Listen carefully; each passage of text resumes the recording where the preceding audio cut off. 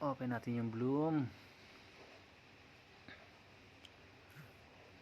Simple lang naman i-farm to si bloom eh. Farm mo lang, tapos open mo lang every 8 hours, tapos farm uli. Pero hindi siyang drop games. Kung maglalagin ka araw-araw, makakuha ka ng ticket eh. Tapos yung ticket pwede mo siya gamitin pang laro para makakuha ka ng points. Iwasan nyo lang yung mga bomba para oops.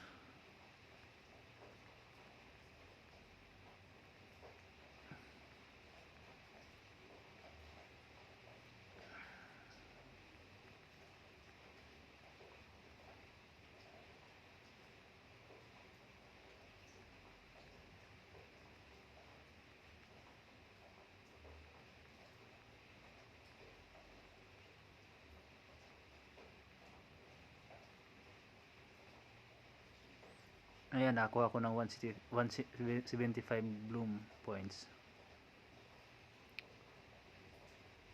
Pwede din kayo mag-invite kung may mga kaibigan kayo. Ayan, ako may invite ako 5 kaso hindi active.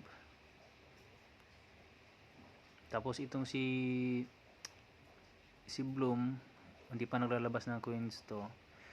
Nabigyan sa akin ng dogs worth $4.46. So sana ano to, Popaldo.